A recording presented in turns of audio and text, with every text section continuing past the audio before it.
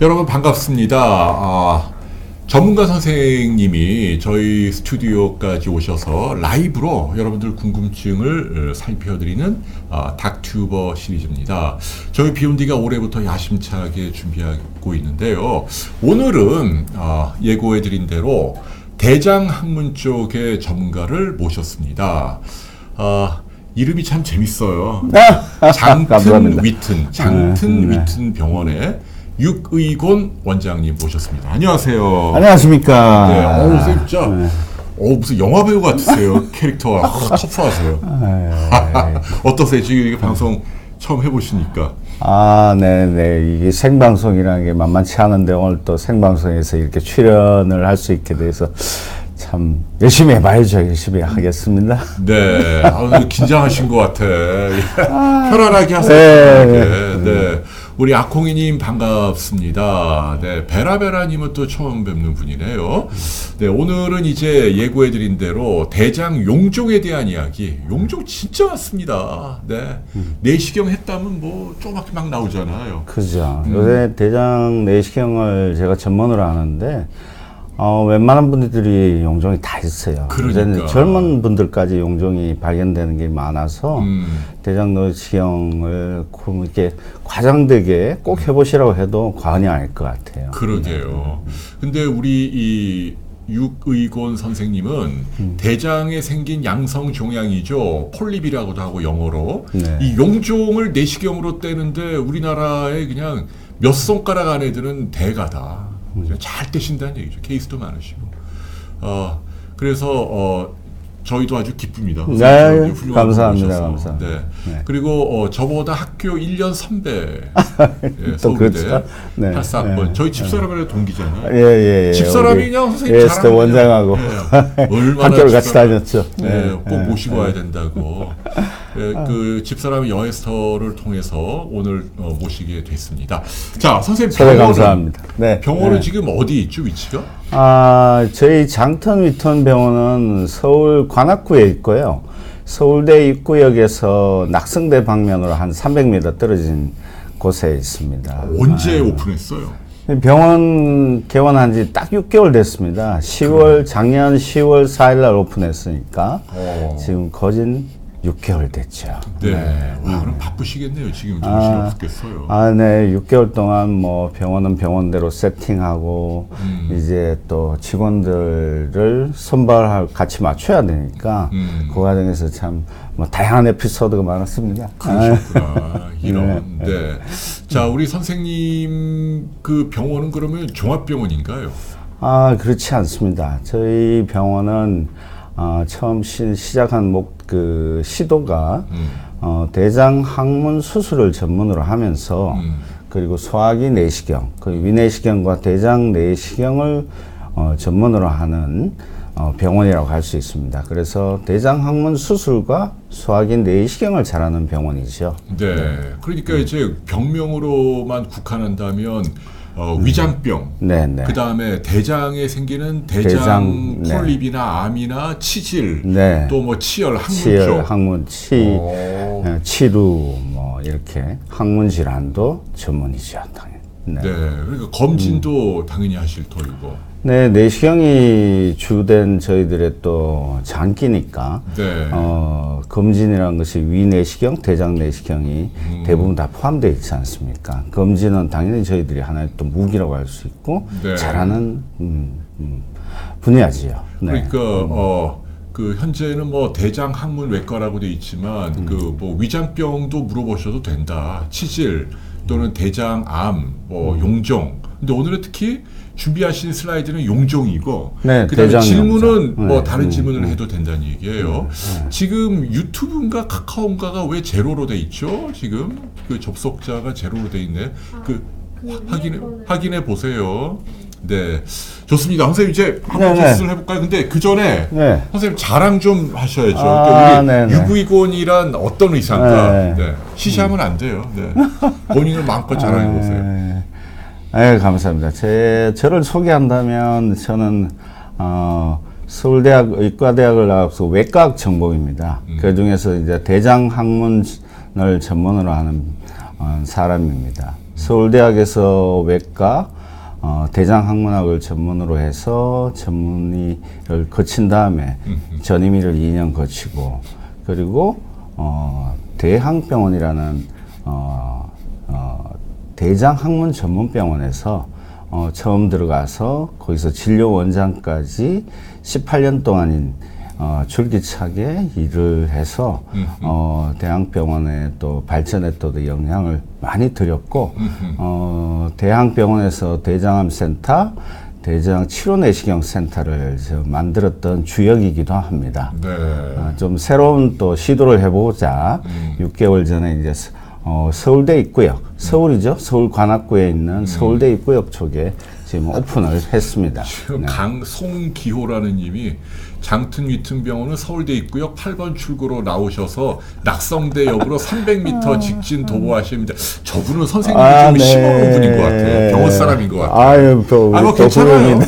그거야 그 정도의 애교로. 예. 귀엽네요, 선생님. 또 어떻게 또 병원분이 들어오셔갖고. 아유, 송 선생 잘하고 있어요. 송 교수님은 의사분 아니에요? 네, 우리 외과 원장님이 한 하시는 분 명이죠. 아니에요? 맞습니다. 야, 여기 병원 대단한데.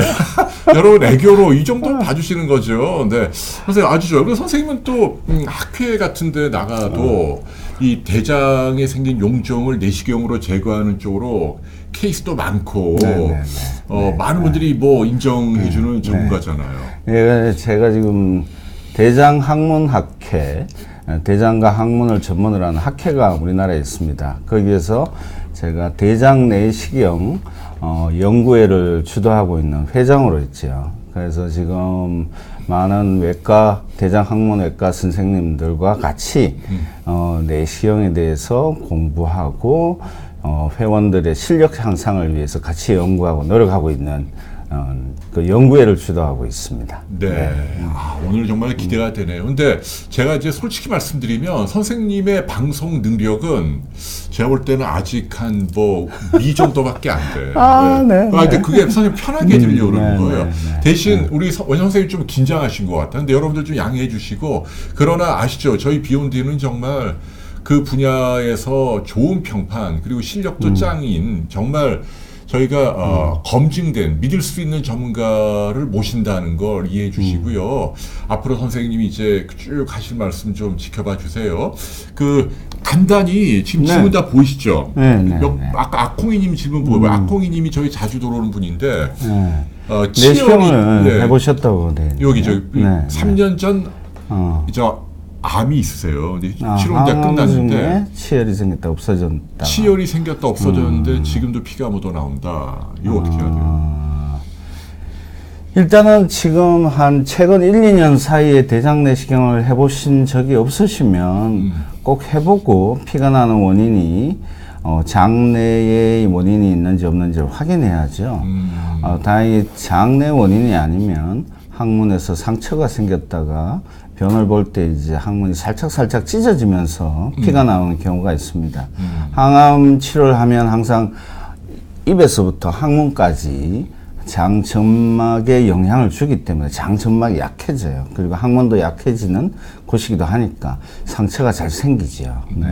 그러니까 그래도 한번 내시경으로 체크는 한번 해보는 게 좋겠다. 내시경 체크해 보시고 그 치열인지 아니면 치질이라는 또 다른 병인지 확인을 해보시는 게 좋을 것 같아요. 네. 지금 유튜브가 지금 요새 저희가 그 라이브 할 때 자꾸 이렇게 퉁기는 현상이 많이 생기네요. 네.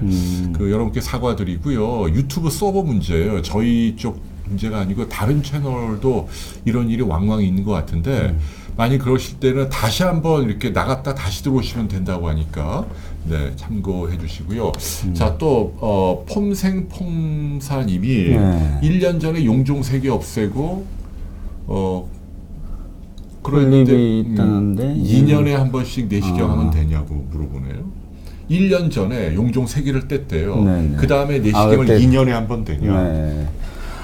용종이 3개 정도 있으면 지금 우리나라에서 권유하는 입장이 용종의 타입에 따라서는 1년 후에 다시 하고 용종이 가벼운 것이면 2년 정도 후에 하기를 권유하고 있습니다. 그래서 2년 정도에 한 번 하면 대개로 이제 그 가이드라인에 맞다고 할 수 있죠. 네. 근데 용종 가운데 어떤 거는 이제 그 암이 생길 수 있는 좀 위험한 용종이 네, 있다. 네, 그럼 네, 그 경우에는 좀 더 간격을 좁히겠죠. 그렇죠. 고위험도 용종은 6개월에서 1년 후에 추적을 해야 되는 것이 일단 원칙입니다. 그 후에 다행히 괜찮으시면 이제 간격을 다시 늘리게 되죠. 그러니까 이분은 그 떼어낸 용종 3개가 고위험 용종은 아닌가 보네요. 그죠. 의사분이 2년에 한 번씩 권유를 받았으면 고위험이니까 이거 저도 이형성증이 있는 용종이거나 아니면 정식성 용종이라는 좀 가벼운 타입의 용종일 것 같아요. 네. 질문이 너무 많이 큰일 났네. 지금 45세 여성인데 변비약 장기 복용으로 대장이 검게 되어 있다. 이거 어떻게 해야 되느냐? 네네. 대장의 흑색, 그러니까 멜라노시스 콜리라고 해서, 대장이 변비약 때문에 장 색깔이 변하는 경우가 있어요. 주로 이제 알로에 잘 드시는 그런 변비약을 드신 분들은 그런 현상이 생기는데, 그게 이상하진 않아요. 그게 영구적이진 않고, 알로에를 끊고 다른 약을 드시거나 하면 또 정상적으로 돌아오고, 검게 변했다고 장의 기능이거나 장의 구조적인 변화가 생기는 건 아니니까 걱정 안 하셔도 됩니다. 네, 지금 호주에서도 들어오셨는데요. 어휴, 40대 그러시네요. 중반 주부님인 것 같은데 3년 전에 용종 3개 뗐는데 호주는 3년 뒤 검사하자고 의사가 얘기하나 봐요. 그리고 올해 이제 받으셔야 하는데 겁이 난다. 한 번 생기면 또 생기면. 네, 용종이 생기셨던 분은 또 생길 확률이 한 40%, 높게는 40%까지 봅니다. 그래서 용종의 타입에 따라서 1년, 좀 느슨하게 하더라도 3년 내에는 꼭 해야 되죠. 그러니까 3년이 됐으니까 꼭 한번 해보시고요. 항문을 넓히는 수술 질문이 들어온 모양인데 한번 찾아보세요. 네, 항문 넓히는 수술 그런 게 있어요? 항문 넓히는 수술이라니 그 질문이 위에 있나 본데 찾아보세요. 네. 항문 넓히는 수술은 항문 자체가 치열이라든가 리자니님 질문이 여기 질문인데요, 선생님. 변을 볼 때 피가 나서 대장 내시경 받았는데 장에 이상은 없는데 항문이 정상인보다 많이 작다 그래서 넓히는 수술을 하라고 동네 내과에서 그랬다는데. 그렇지는 않습니다. 이거 정상적으로 항문이 좀 타이트하신 분들이 있긴 해요. 근육이 이제 발달돼서 생기는 현상이지.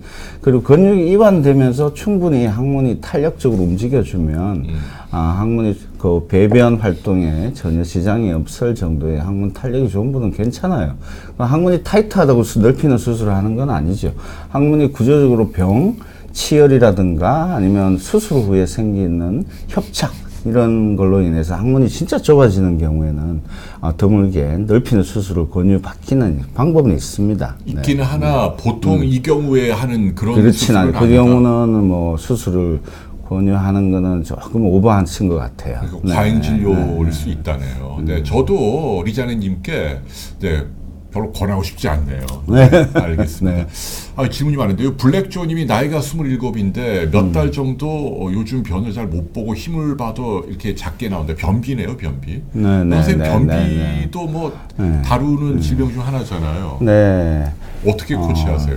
변비가 이제 대부분은 골반 배출형 변비죠.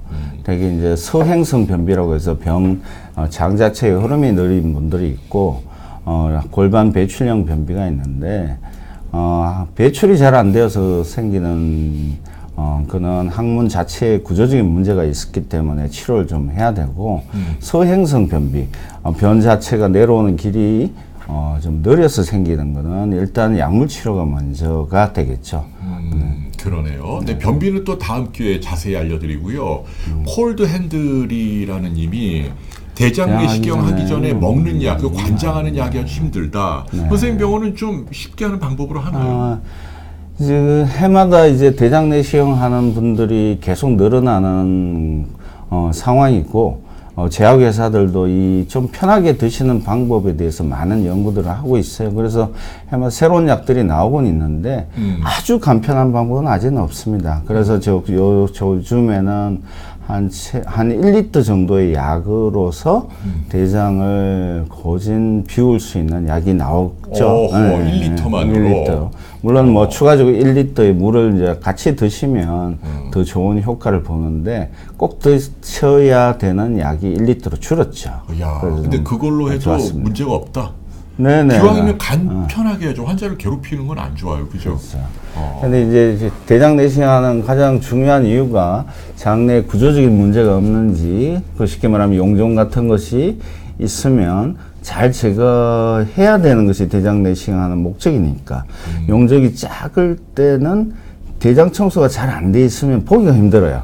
그래서 청소를 잘 할수록 작은 용종을 잘 찾을 수 있는 또 그런 또 역설적인 상황이기 때문에 힘들더라도 장 청소는 잘 해서 한 번만 몇 년마다 한 번씩 뭐 자주 받을 수 있게 안 자주 받는 게 아니니까 한 번 할 때 열심히 청소하시는 게 중요하지요. 네. 정훈 PD 그 혹시 뭐 전달할 거 있으면 밑에 게시판으로 하세요. 유튜브 돌아왔나요? 네, 그 코멘트 할 거 밑으로 적어서 보내세요.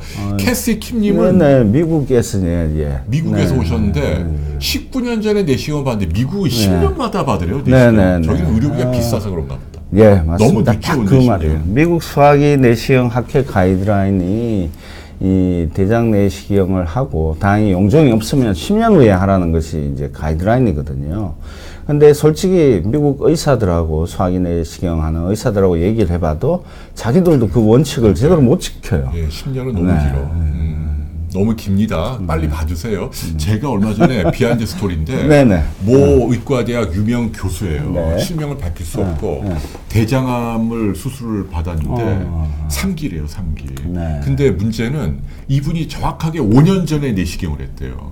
그리고 이제 가이드라인 기준이 우리나라도 5년에 한 번 받아라 옛날에 좀 그랬잖아요. 그래서 이분도 그 원칙대로 5년에 받았는데 그 5년 사이에 암이 생기고 확 늘어나고 림프절도 가 있고 뭐 그렇다네요. 그러니까 그 10년씩 기다리면 안 되는 거죠. 빨리 받으세요. 자, 여러분, 이제 저는 이제 물러가야 할 때가 된 것 같아요. 자신 있어요, 이제? 네, 근데 지금 준비 오신 게 너무 많으신데, 요거 하나하나 보여주면서.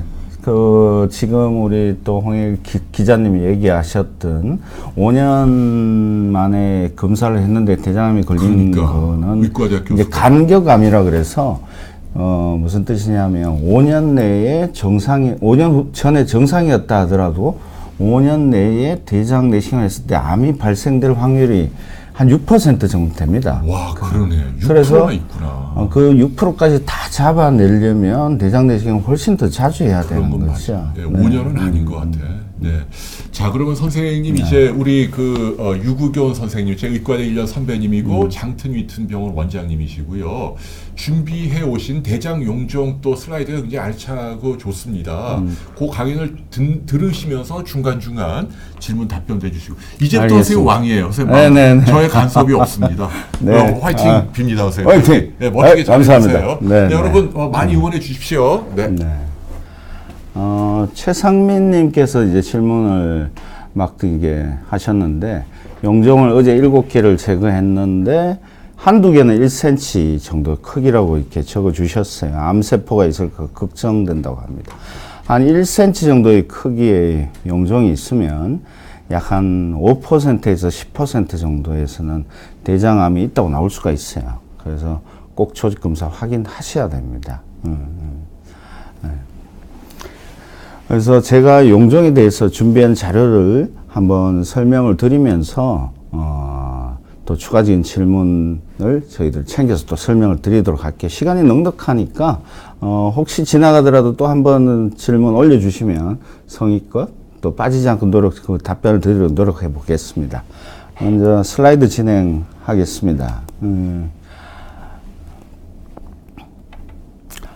제가 오늘 말씀드릴 내용은 이제 제가 주로 주력하고 있는 치료 분야, 대장 용종과 조기 대장암에 대한 얘기입니다.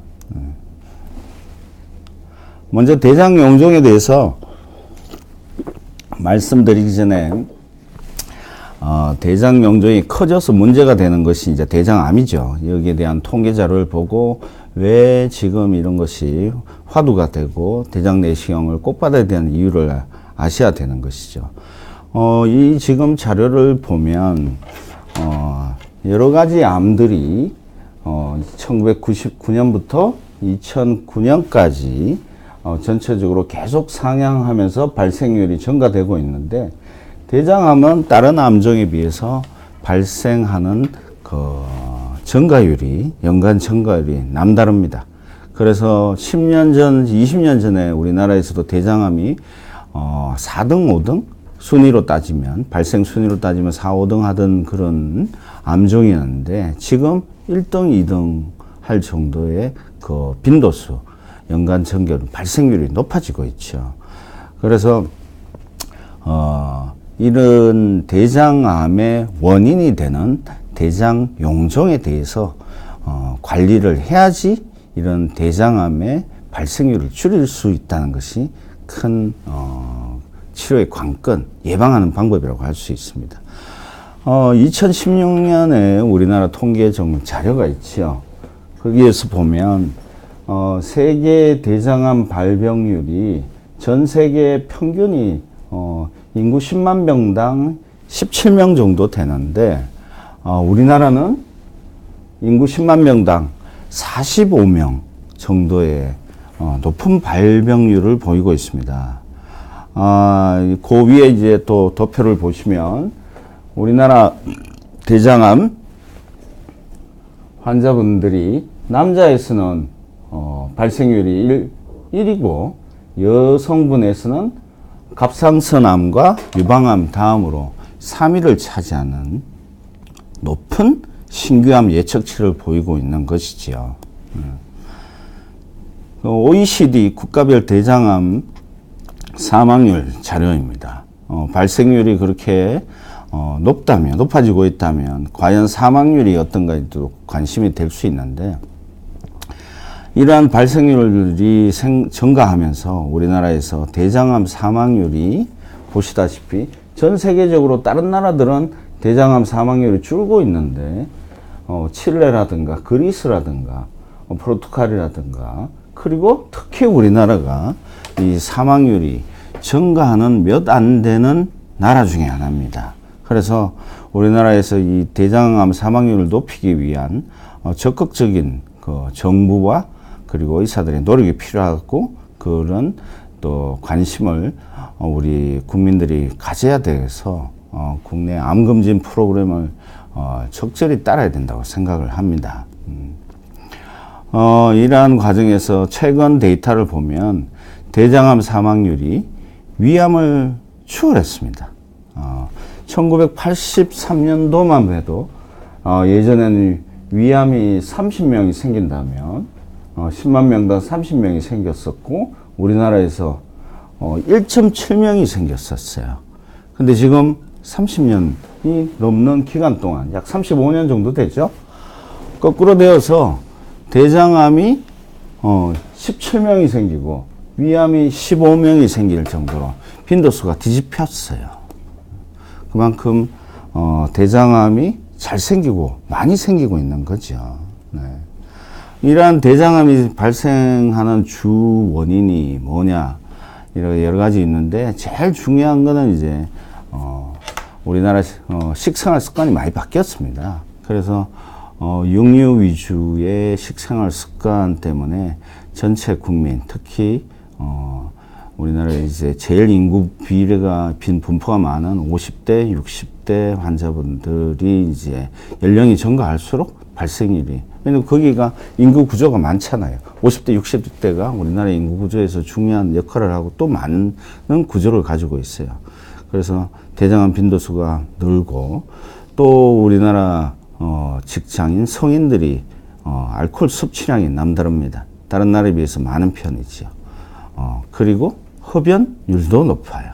이러한 것들이 우리나라에서 대장암 발병률을 높이는 중요한 이유라고 할 수 있습니다. 이러한 대장암은 대장 용종에서 이렇게 커지면서 용종의 변화가 생겨서 대장암이 생기는 거죠. 그러면서 이제 처음에는 가벼운 조기 대장암에서 1기, 2기, 3기로 넘어가면서 그 대장 벽에서 대장 바깥으로 이제 뻗쳐가는 거죠. 그리고 병기가 높아지게 되고 수술을 하더라도 잘 치료가 되지 않는 병기 4기까지 가면 치료 확률이 떨어지게 되는 것입니다. 대장암은 대부분 약 한 70%에서는 자연 발생, 당대에 생기죠. 환경적인 원인 때문에 생기기도 하는데, 적지 않은 퍼센트에서 가족력이 있거나 유전적으로 대장암이 생기는 가계가 있습니다. 용종이 500개, 1000개 이렇게 많이 생기는 가족성 용종성 가계가 있고, 또 유전성 대장암 가족인 유전성 대장암 가계가 또 있어서 이런 자연 발생이 아닌 유전성 대장암 가족이 있는 것이지요. 이러한 대장암 그 위험도는 아까 설명드렸듯이 동물성 지방 섭취가 주 원인이 되고, 알코올, 흡연, 또 그런 과정에 생기는 비만이 주 원인 중에 하나입니다.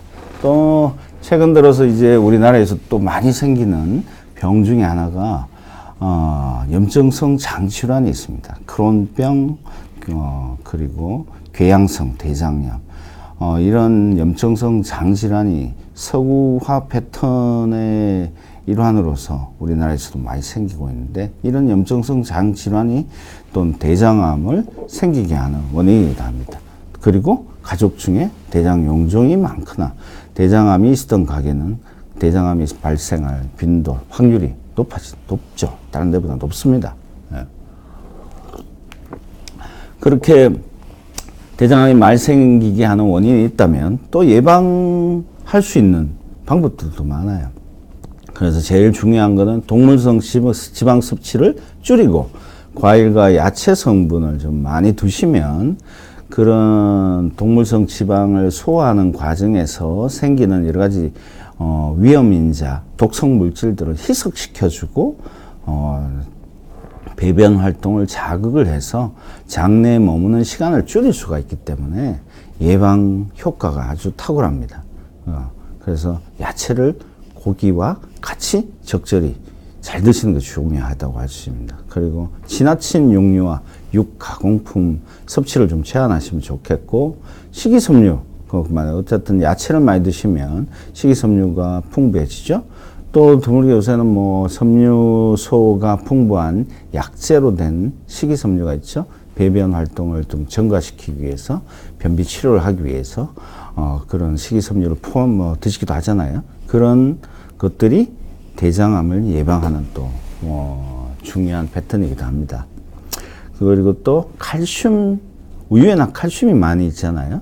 그런 칼슘 성분이 든 그런 우유를 많이 섭취를 하면 이런 동물성 지방이 소화되면서 생기는 독성 물질을 또 희석시켜주고 그것이 대장을 점막을 자극하는 그런 메커니즘을 줄여줄 수가 있어요.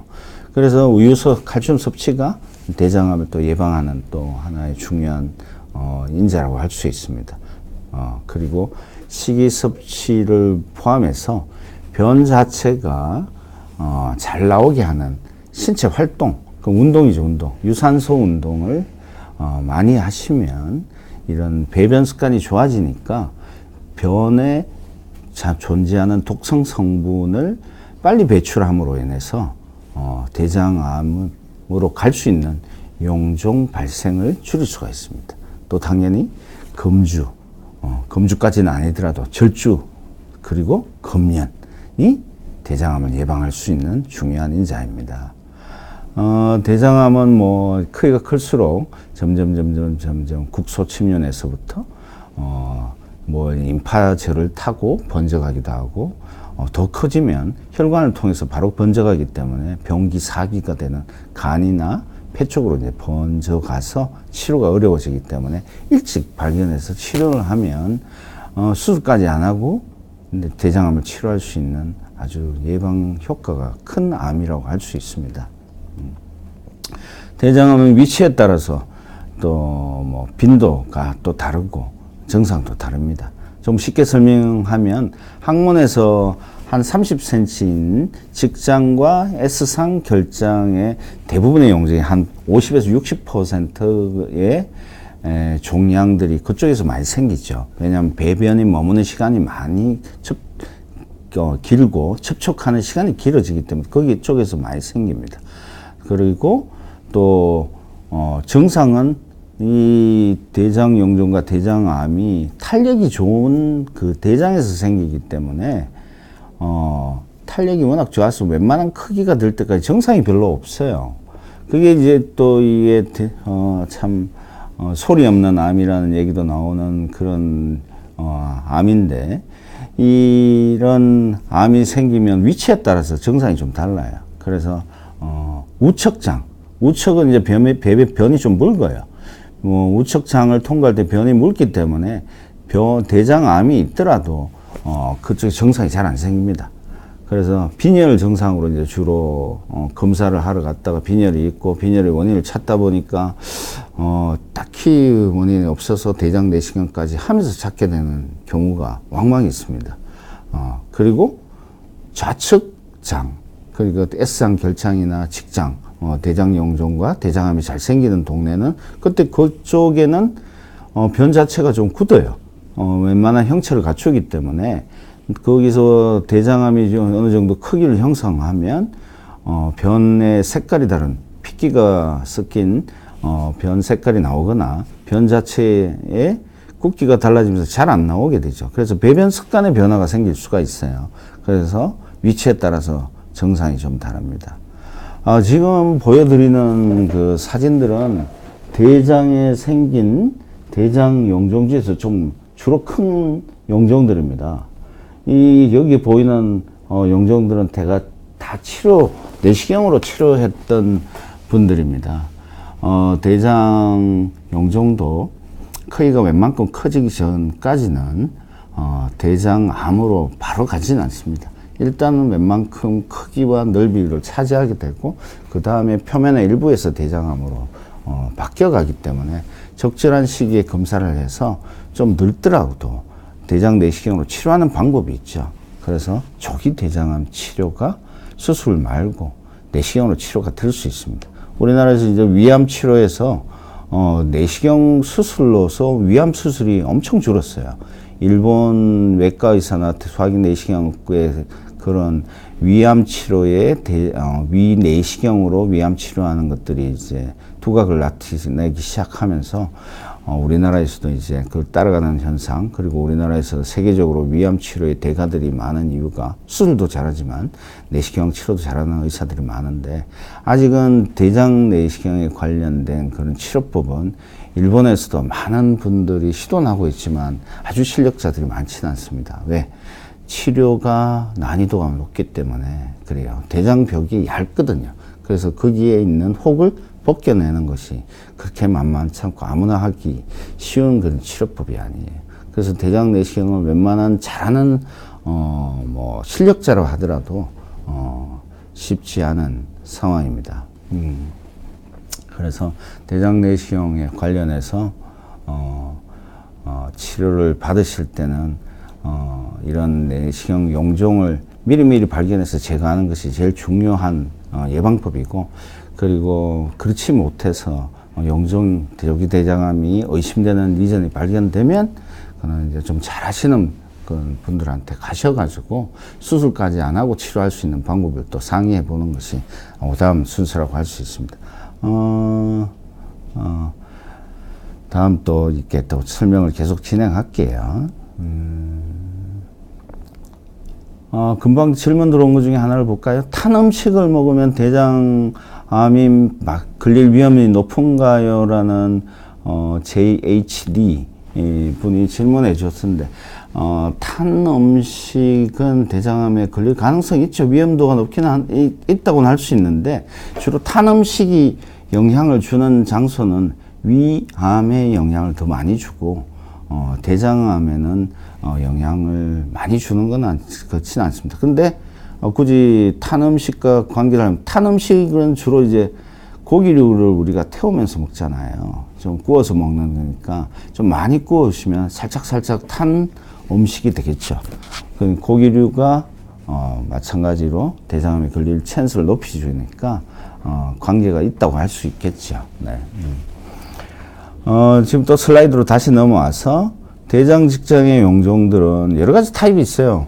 용종들이 몇 가지 타입이 있습니다. 제일 가벼운 것이 이제 정식성 용종이라고 해서 점막의 변화, 조금 두꺼워진 그런 정식성 용종이라고 할 수 있는데, 이런 거는 작을 때는 제거하지 않습니다.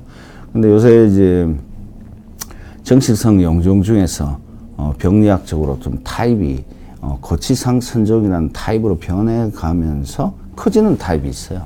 그런 타입들은 암으로 갈 찬스가 있기 때문에 정식성 용종도 저희들이 구분을 잘해서 크면 제거하는 것을 원칙으로 하고 있습니다.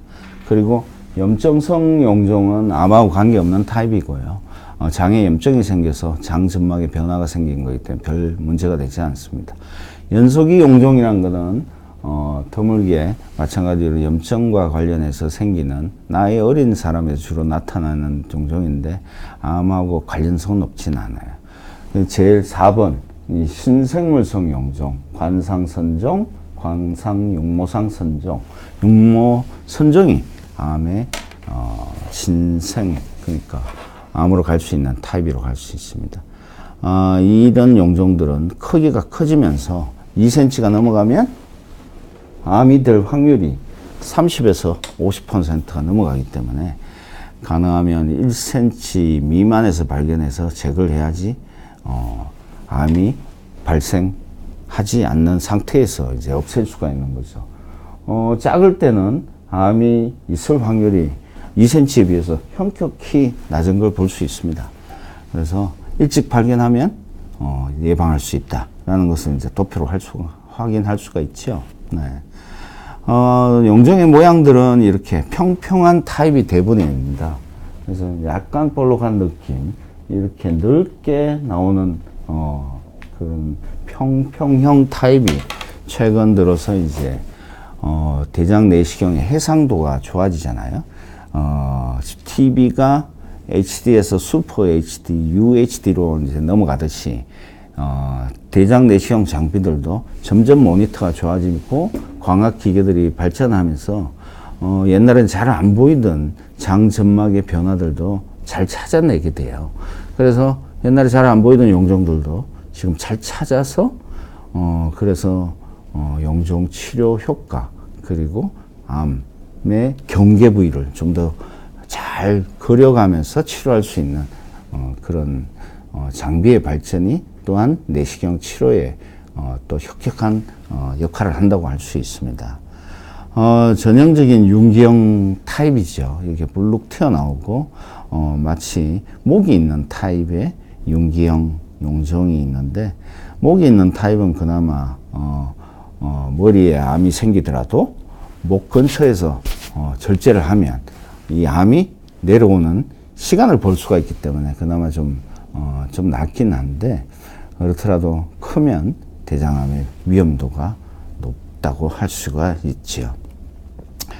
제일 문제가 되는 것이 지금 보이는 함몰형입니다. 언뜻 보면 그냥 뭐 묻어놓은 것처럼 보일 정도로 가벼운 상태인데, 이런 투시형, 살짝 장벽을 파고 들어가는 타입이 암이 생기면 작을 때 암이 생기기 때문에, 작을 때부터 암이 발전을 해서 커가기 때문에 웬만한 크기가 되면 벌써 진행된 암으로 발전할 가능성이 높아서 의사들도 되게 신경 쓰이는 그런 타입의 용종입니다. 그리고 이런 타입은 지금 확대해서 그렇지만 한 1.5cm, 2cm 정도밖에 안 돼 보이는 혹인데, 이런 거는 내시경 치료도 정말 힘들어요. 왜냐하면 파고 들어가기 때문에 그렇습니다. 지금 보여드리는 혹들이 한번 보실까요? 마치 장벽에 살짝 두툼한 느낌이 있는 이런 플랫한 타입, 측방 발매 편평형 종양인데, 이것이 이제 대장 용종입니다. 그리고 이렇게 블룩블룩하게 크게 윤기형 측방 발육형 종양도 있죠. 저런 평평형 종양들이 이제 그나마 용종이 암으로 가는 그 시기가 좀 늦기 때문에 좀 크더라도 내시경으로 치료했을 때 치료 효과, 암으로 가기 전에 찾아내는 확률이 높은데, 이런 윤기형 타입 용기형 타입은 암으로 갈 확률이 좀 더 높아서 조심스럽게 치료를 해야 되는 겁니다. 그 사이에 또 질문 한두 개 또 찾아볼까요? 네. 장내에 살고 있는 미생물이 장 근간에 화두로 떠오르고 있는데, 최종원님께서 질문해 주셨는데, 용종도 미생물과 관련이 있는 것인가요? 라고 질문을 주셨습니다. 아직까지 미생물 자체가 용종의 직접적인 발생 원인으로 지금 파악되지는 않습니다. 그래서 미생물은 장 건강, 또 다른 염증성 변화를 주로 하고 용종과는 직접적인 관계는 없다고 일단 생각하시면 좋을 것 같아요. 글자는 너무 크게 하지 않아도 됩니다. 그리고 박천선님. 왼쪽 정리. 몸이 좀 춥다 싶으면 설사를 하신다고요. 다른 한 분 박천선님이 문자를 주셨는데, 몸이 좀 춥다 싶으면 설사를 합니다. 장 문제인가요?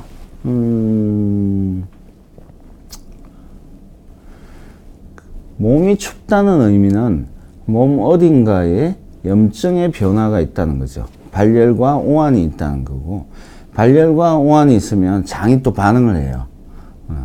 그래서 장이 그런 염증 상태에서는 장내에 정상적인 배변 활동에 이제 소화된 음식이 있다 하더라도 몸속에 나쁜 그런 수분과 배변들을 빨리 내보내고자 하는 자연 발생적인 과정은 메커니즘이죠. 그 과정에서 배변 활동이 빨라질 수 있습니다. 그래서 감기가 있을 때, 몸살 감기 있을 때 몸이 춥고 열나고 탈수 증상이 생기잖아요. 그래서 수분 공급이 또 많이 필요한 이유가 이런 설사를 하고 하니까 또 수분 공급이 더 필요하기도 하죠. 열나니까 또 수분이 더 필요하기도 하고요. 네. 또 다른 분이 또 질문 주셨네요. 중학교 아드님이 변 볼 때 피가 섞여 나올 때가 종종 있다고 하는데 병원에 가봐야 하나요? 대개 이제 우리 공부하는 학생들은 운동량이 적지요. 운동량이 적고 배변 활동이 좀 느린 경우가 있습니다. 그래서 한 번 볼 때 변양이 굵고 한 번에 많은 양을 보는 경우가 많죠. 그래서 항문의 탄력을 능가하는 넘어서는 변 굵기를 보면 항문이 살짝 찢어집니다. 그렇기 때문에 그 자체가 이제 큰 병이라고 볼 수는 없어요. 그래서 약간 이제 변비기가 있으면 가벼운 약물을 써서 물론 그 진찰을 하고 상담을 받아보신 다음에 해야 되겠지만, 그 변비를 치료를 함으로써 좀 좋아질 수가 있겠고, 자주 찢어지는 친구 아드님이면 경우에는 항문에 그 좌욕이라든가 약을 좀 발라주셔서 항문 건강을 좀 유지하는 도록 노력하시면 좀 좋을 것 같아요. 한 가지 더, 개실염은 대장암과 관련이 있나요? 근데 개실의 염증은 대장암하고 직접적인 관계는 없습니다. 염증은 드물게 관련이 있는 타입이 있지만 부위에 따라서 개실염 자체가 대장암의 불변 발생률이 높게 직접적인 관련은 없다고 할 수 있습니다. 아까도 설명했지만 또 다른 분이 대장 내시경을 작년에 했는데 용종이 나왔다고 했는데 또 언제 해야 되나요? 대장 내시경의 주기에 대한 얘기인데, 대장 내시경을 해서 용종이 발생되면 위험도에 따라서 그리고 용종의 개수에 따라서 1년에서 3년 정도 간격으로 추적 검사를 해서 또 다른 용종이 생긴 걸 또 봐야 됩니다. 좌욕의 주요 요성이라고 또 질문을 하셨는데, 좌욕은 항문에 병이 있는 분들, 치질, 치열, 치루, 그리고 배변 활동이 좋지 않은 분들한테 이제 대장학문 외과 의사가 이제 주로 하라고 권유드리는 아주 중요한 항문 건강법인데 중요하죠. 피순환을 일단 좋게 합니다. 따뜻한 물에, 너무 뜨겁지 않은 따뜻한 물에 앉아 계시는 거죠. 항문을 따뜻하게 해주면 피순환을 좋게 해주고, 그럼으로 인해서 배변 활동도 증가시키고, 또 항문이 부드러워져서 배변도 쉽게 나오게 해주는 그런 아주 중요한. 그리고 수술 후에 치료 과정에 있는 분들은 항문의 힐링, 아무는 상처의 속도를 올리시는 거죠. 그래서 자역은 중요합니다. 왜, 또 질문 한 가지 더 받을게요. 왜 할머니는 위암이시고 어머님은 대장암이셨는데요. 저는 몇 살부터 대장 내시경을 하면 좋을까요? 네. 일단은 그분들이 걸린 연령대가 60대, 50대면 딱 10년 전부터 어머님이 50에 대장암이셨으면 자제분들은 40에 검사를 시작하셔야 돼요. 그래서 미리 유전적인 경향이 있거나 가족력이 있는 분들은 발생 확률이 더 높기 때문에 일찍 시작을 해야지 그 연령군에 가서 또 생길 확률을 미리 잡을 수가 있죠. 그래서 일찍 하셔야 됩니다. 조금 더 또 차트를 보고 설명해 드리면서 또 질문 받을게요. 네. 이러한 물 좀 더 주세요. 대장암의 씨앗이라고 할 수 있는 용종에 대해서 우리나라 이제 대장학문학회에서 몇 년 전에 이제 홍보 슬라이드를 만든 게 있습니다. 거기를 보면 대장학문학회에서도 예전에는 대장암을 치료하는 게 주된 역할이었다면 대장암을 예방하는 그런 프로그램을 해서 전 국민에 홍보를 하자는 쪽에서 2000년 후반부터 조직적으로 저희들이 움직이고 대장암에 대한 골드리본 캠페인, 대장암의 날, 대장을 알고 관리하고 예방하고 치료하자는 그런 목적에서 대장암의 날을 제정을 하고 저희들이 1년마다 주기적으로 국민 홍보를 하고 있습니다. 그 당시에 이제 슬라이드를 만든 것 중에서 제가 그때 같이 활동을 했던 그 자료로서 계속 쓰고 있는 장파인데, 그래서 용종을 미리 찾아서 제거를 하면 대장암에 걸릴 확률을 확 줄입니다. 그래서 일찍부터 대장 내시경을 함으로 해서 대장암에 걸릴 찬스를 일단 줄이고 보자라는 것이 목적이라고 할 수 있습니다. 작을 때부터 관리를 하면 암이 생길 확률이 높은 암 종종을 크지 않게 하는 거죠.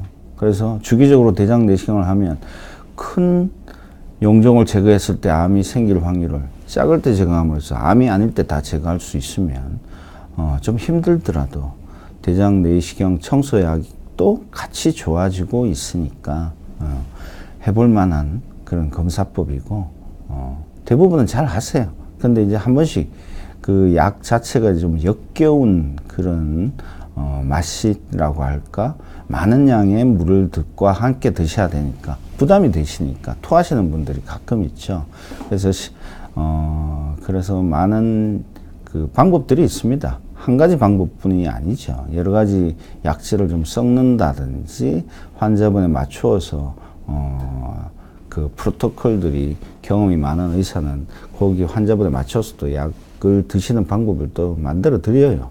그래서 무조건 걱정하지 마시고 많이 하는 병원, 잘하는 의사분들하고 상의하시면 대장 내시경도 좀 쉽게 하실 수 있습니다. 그것도 용종도 잘 찾아내고 대장암까지 예방할 수 있으면 일거양득이라고 할 수 있겠죠. 그래서 조기 진단이 중요합니다. 2000년대 후반부터 우리나라에서 이제 이런 홍보와 그 학회의 노력을 인해서, 그리고 대장 내시경 할 수 있는 의사들이 늘어나면서 대장 내시경 검사 인원이 해마다 증가되고 있습니다. 그렇지만 아직 우리나라에서 국가암 검진 사업에 대장 내시경이 아직 포함되어 있지는 않거든요. 왜냐하면 전 국민을 대상으로 대장 내시경을 챙겨드릴 수 있는 정도의 아직 많은 의사들이 대장 내시경 잘하는 의사들이 많지는 않아요. 그래서 위 내시경 같은 경우에는 배우기도 쉽고 하는 병원도 많고 하겠고, 그리고 그 관리할 수 있는 프로그램도 많고, 국가에서 벌써 한 20년 전부터 30년 전부터 위 내시경 위암 금지, 또 우리나라에 위암이 많았기 때문에 일찍부터 위암에 관련해서 대장 위암 검진 프로그램에 위 내시경이 들어갔지만, 그 당시만 해도 국가암 검진 사업에 대장 내시경이 들어갈 수가 없었죠. 대장 내시경이 10년, 20년 전에는 하는 의사도 많지 않았거든요. 근데 이제 지금 늘고 있는 상황이고, 대장암은 또 발생 빈도가 오히려 위암을 이제 역으로 위암 능가하고 있는, 위암 발생률보다 오히려 이제 증가되는 그런 역학적인 통계 자료를 근거해서 우리나라 정부에서도 대장 내시경 검사를 국가암 검진에 넣고자 하는 그런 움직임이 있고, 실제로 그 시범 사업이 지금 계획되고 진행될 예정입니다. 몇 년 내에 우리나라에도 이 대장 내시경 검사가 전 국민을 대상으로 혜택을 줄 수 있는 그런 시기가 올 것 같아요. 그렇지만 기다리지 마시고 지금 해야 될 분들은 제때 하셔야 돼요. 그래서 용종을 미리 찾고 가셔야 되고, 아직 연배가 좀 낮으신 분들은 좀 기다릴 여지가 좀 있다고 할 수 있겠죠. 질문 하나 받을게요. 콜드핸들이라는 분이 질문 주셨는데, 수면 내시경하고 자고 일어나서 나니 끝나서 완전히 편했는데 수면 내시경 위험하다는 얘기가 많아서 안전한지 여쭤보고 싶습니다. 라고 주셨습니다. 네, 맞습니다. 수면 내시경 할 때 수면 내시경 약으로서는 특정 약이 그 호흡 중추 그리고 심박동에 관련된 기능을 좀 일시적으로 저하를 시키거든요. 그래서 심폐기능이 떨어지는 분들한테는 이 약을 아주 조심스럽게 써야죠. 그리고 또 그런 약을 쓴 분들은 시술할 때도 물론이고 시술 후에 회복실에 계실 때도 수시로 환자 상태를 체크해서 문제가 안 생기게 해야 됩니다. 근데 이제 그걸 과용을 하거나 또는 내시경이 이제 쉽지 않아서 약을 많이 주는 경우가 있습니다. 용종이 많아서 또 용종 치료한다고 약을 많이 써야 되는 경우도 있지요. 그런 경우일수록 더 세밀하게 이제 환자분을 관리하면 문제가 없는데 가끔 사고가 생겨서 문제죠. 우리나라에서 이제 정부 그리고 학회 차원에서도 전 의사를 상대로 이 진정 내시경, 수면 내시경 약의 위험도를 이제 의사들한테도 홍보하고 관리하고 교육을 해서 그런 위험 있는 약을 어떻게 쓰는 것이 안전하고 적정 교육을 시키고 있는 상황입니다. 몇 년 전부터 시행하고 있어서 지금 현재의 그 빈도가 줄어들고 그 위험도에 대해서 많은 분들이 알고 대처하고 있으니까 지금은 걱정 안 하시고 받으셔도 됩니다. 네, 네. 한 가지 더 할게요. 수면 내시경, 위 내시경 할 때 대장 내시경을 같이 하는 경우가 있다는데 괜찮은가요? 함께 진행하시는 게 편하죠. 왜냐하면 위 할 때 동시에 이제 위로 아래로 하는 건 아니죠. 그렇게 하는 거는 견딜 수가 없죠. 견디기도 힘들고 그 방법상에다 자세도 바꿔야 되기 때문에 그렇게 할 수는 없고, 위가 끝나고 대장을 하든지 대장을 끝나고 위를 하든지 이렇게 하는데 하루 같은 타임대에 연달아서 내시경을 하면 쉽게 진행을 하고 약도 좀 덜 쓸 수가 있죠. 그래서 추천합니다. 뭐 체력적으로 한 가지만 하기에도 힘들다, 그럼 나눠서 할 수 있는데 그 많은 또 시간과 또 경비가 더 들고 그만큼 준비하기 위해서 병원을 왕래하는 횟수도 늘어나니까 할 수 있으면 같이 하는 게 가장 좋은 방법이라고 할 수 있습니다. 그리고 슬라이드를 좀 더 진행하고 난 뒤에 또 질문 받도록 하겠습니다. 지금 궁금하신 질문 있으면 한 번씩 더 올려주세요. 또 메모해서 또 하도록 하겠습니다. 그래서 이런 대장 내시경 검진을 대장학문학회에서 여러 병원을 섭외를 하면서 데이터를 만들어 왔더니 실제로 대장 내시경을 했을 때 용종의 발견율이 얼마나 되느냐. 대장 내시경을 실제로 해봤더니 약 36%에서 용종이 발견되는 거예요. 첫째는 장비가 좋아지기도 했고, 두 번째는 대장에 생기는 용종 자체가 과거에 비해서 발생률이 높아지고 있다는 그런 단적인 증거라고 할 수 있습니다. 지금은 더 높게 보고하는 병원들도 많습니다. 그래서 샅샅이 또 열심히 찾을수록 용종은 또 더 찾을 수 있게 되기 마련이죠. 그래서 소화기 내시경학회나 대장학문학회 가이드라인도 있어요. 대장 내시경을 삽입을 하면 끝까지 들어간 다음에 항문 쪽으로 빠져나오면서 얼마나 자세히 보는 것이 적절한가에 대한 가이드라인도 있거든요. 거기에 맞춰서 대장 내시경이 어려운 분은 또 찾기 하나하나 세밀하게 보기 쉽지 않은 분들은 시간이 더 걸려야 되고, 비교적 장이 평평하고 이렇게 구불구불하지 않은 분들은 좀 더 쉽게 관찰할 수 있는 차이는 있겠지만 열심히 본 만큼 찾게 되기 마련입니다. 그래서 대장 용종은 과연 그러면 어떤 연령대부터 많이 생기는가를 우리가 통계 자료를 봤더니 우리나라에서 30대부터 용종 발생률이 이제 증가하기 시작해서 50대, 60대, 70대 갈수록 용종 발생률이 많아진다는 것이 확인이 됐습니다. 그래서 20대까지는 아직 용종의 관리를 직접적으로 필요하지는 않지만 그런 경우에는 이제 주로 장 상태, 장의 배변 습관의 변화가 너무 심하든지 자주 아프다든지 어떤 기질적인 원인이 있으면 검사를 해보고, 그렇지 않고 일정 나이 때부터 검사를 한다면 40을 전후로 해서 권유를 해야 되고, 30대에서도 증상, 복부 불편감이 있으면 해보시는 것이 좋다는 것입니다. 그에 대한 내용 또 설명드리면서 진행할게요. 그래서 나이가 많아질수록 용종은 더 잘 생기게 마련이니까 일찍부터 검사를 하셔야 된다. 또 남녀 차이는 있느냐? 남자가 좀 더 많아요. 한 2배 정도 관찰이 많이 된다고 할 수 있습니다. 책에 따라서는 1.5배, 실제로 이 데이터에서는 약 2배 정도 차이가 있습니다. 그리고 아까 얘기했듯이 30대에서는 이렇게 용종 발생률이 한 18%에서 용종이 생기는 것으로 확인이 됐어요. 20대에서는 약 한 7% 정도였는데 30대가 되면 18%에 생기기 때문에 꽤 많습니다. 그래서 30대도 불편하신 분들은 검사를 하시는 게 좋아요. 네. 용종은 어떻게 떼느냐? 주로 이제 내시경을 도구를 이용해서 떼는데 여러 가지 타입이 있어요. 그리고 용종의 크기에 따라서 제거하는 방법이 또 여러 가지 있습니다. 아주 작은 것들은 쉽게 이제 펀치라고 하는 그 집게로 탁 잡아서 똑 떼는 아주 쉽게 이제 제거를 할 수가 있죠. 네.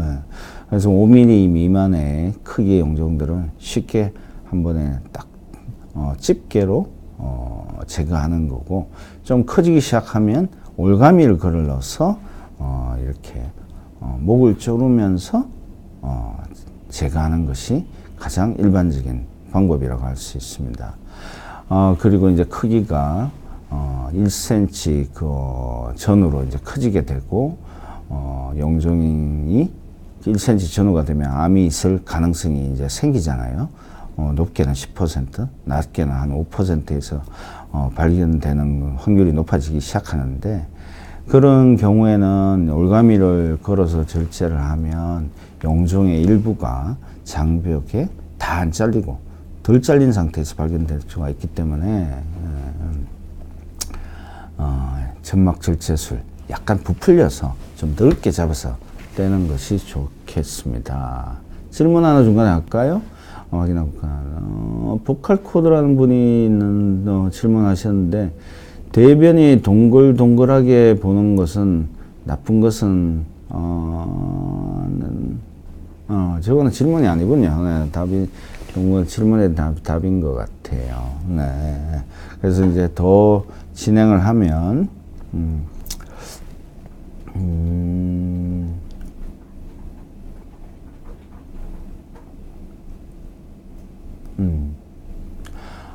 대변을 잘 보기 위한 팁이 있나요? 하루에 한 번 꼭 보는 것이 좋나요? 라는 질문을 한 분이 있습니다. 대변을 보는 횟수가 이제 정상군으로 우리가 보는 경우는 하루에 한 3번, 그리고 3일에 한 번까지는 정상군이라고 봐요. 그래서 변 자체 횟수에 대해서 그렇게 민감하실 필요는 없습니다. 단지 이제 배변 습관이 바뀌는 거죠. 일정한 패턴으로 쭉 보시는 분은 장 건강의 장의 흐름 자체에 이제 차이가 있을 뿐이지, 장 건강 자체 문제가 있는 경우는 드물고, 그 흐름이 뒤바뀌는 경우죠. 변비가 있는 분들이 갑자기 이제 변 자체가 설삭기가 있는, 조금씩 자주 본다든지, 이게 반대든지, 그런 분들에 대해서 장에 이상 신호가 있다고 보고 검사를 해보기는 것이 좋다는 거죠.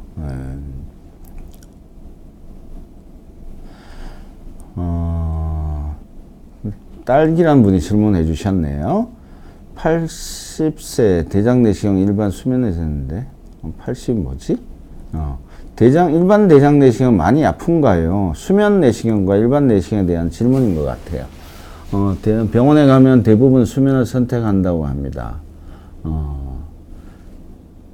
일반 내시경과 수면 내시경, 수면약을 쓰는 건데, 일반 내시경을 하면 그 대장 내시경 할 때 살짝 구불구불한 자리를 넘어갈 때 가벼운 통증이 있습니다.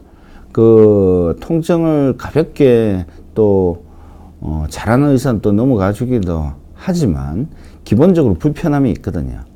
그래서 그 불편함을 통증으로 또 많이 아프다는 표현을 하시는 분들이 있어요. 민감한 분들, 예민한 분들, 장의 굴곡이 지나치게 이제 길거나 구불구불한 분들은 상당한 통증이 있을 수가 있죠. 그래서 시도는 뭐 한두 번 해보셨는데 대장 내시경 할 때 웬만하면 괜찮으신 편이라고 하면 뭐 수면까지 진행하지도 않을 테고, 웬만큼 잘하는 병원에서 수면을 권유를 하면 하시는 것이 편하게 받을 수 있는 방법이라고 할 수 있겠죠. 네.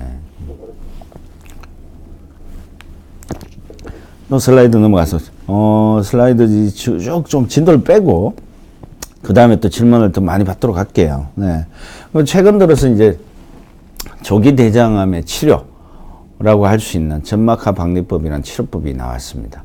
이것은 이제 큰 용종과 조기 대장암까지 치료할 수 있는 어떤 아주 훌륭한 방법이긴 한데 난이도가 높아요. 그래서 우리나라에 접목된 지가 한 10년, 15년 되는데, 위장, 그러니까 위내시경 쪽에서는 활발하게 그 빈도수, 치료 케이스가 이제 점점 늘고 있어서, 위암도 위내시경으로, 치료하는 그런 퍼센테이지가 많이 늘어나서 위암 수술이 우리나라에 많이 줄었어요, 실제로.